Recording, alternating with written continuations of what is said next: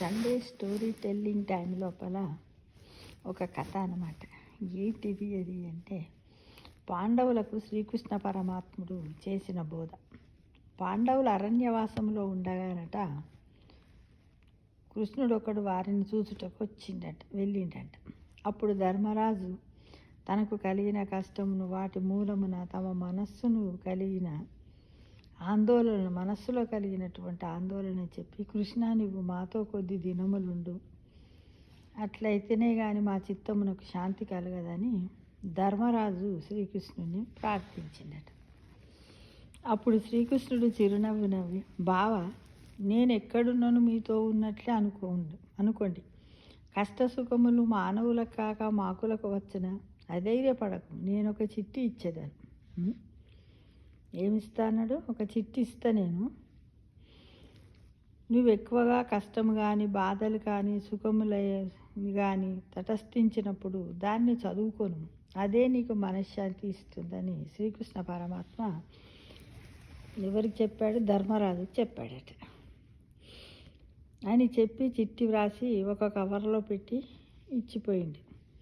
ధర్మరాజు ఆ కవర్ను కన్నులకు అద్దుకొని దేవతార్చన పేటికలో ఉంచుకున్నాడు అన్నమాట. చీటీలో ఉన్న మాట ఒకటే, ఎల్లకాలము ఉండబోదు అని. భరించలేని కష్టము కానీ కష్టములేవి ఉండవు, ఆ మాట అనుకుంటూ భరిస్తూ ఉంటాం అంతే.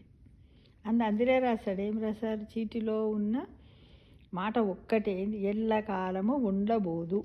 అలానే మనము కూడా మనకేమైనా కష్టాలు వచ్చినప్పుడు కానీ, సుఖం వచ్చినప్పుడు ఇక నాకేందని అనుకోదు. అది ఎప్పటికి ఉండదు, వస్తూ ఉంటుంది, పోతూ ఉంటుంది, అతిథుల్లాగా. వచ్చిన కష్టము కానీ సుఖము కానీ మరల పోవునదే కానీ స్థిరముగా నుండు కాదని దాని భావము. అంటే ఆ రెండింటి చేతను మనస్సును చెదరగొట్టుకోకూడదని శ్రీకృష్ణ పరమాత్ముడు చేసినటువంటి బోధ ప్రతి ఒక్కరికి. అంటే ఆ రోజుల్లో ధర్మరాజుకి అలా బోధించిండు అంటే దాన్నే కదా మనము ధర్మయుక్తంగా, శాస్త్రయుక్తంగా మనందరం కూడా పాటించాలి కదా ఫ్రెండ్స్. అప్పుడే కదా మనం మనశ్శాంతిగా ఉండగలుగుతాం. కాబట్టి అందుకే అంటారు కదా పెద్ద మనుషులు చాలామంది, ఏ దానికైనా కాలం సమాధానం చెప్తుందిరా, ఇప్పుడే ఎగురకురా, ఉరకకురా, దుంకకురా, ముందుందిరా అని అంటారు. కొద్దిమంది ఫ్రెండ్స్ అయితే నవ్వుకుంటూ, తాతమ్మలు అమ్మమ్మలు అయితే ముందు ఉంది నాయన నీకు ముసళ్ళ పండుగ అంటారు కదా. అందులో ధర్మం లేకపోలేదు, నిజం లేకపోలేదు. మనందరం కూడా దాన్ని భరించాల్సిందే. ఎప్పుడు కూడా ఇలా శ్రీకృష్ణ పరమాత్మ చెప్పినప్పుడు మనసులో అనుకోవాలి, ఎల్లకాలము ఉండబోదు ఈ కష్టం అనుకుంటూ మనము ముందుకు ఫ్యూచర్ని ఆలోచిస్తూ బ్రతకాలి ఫ్రెండ్స్. సమస్తలోక సుఖినో భవంతు.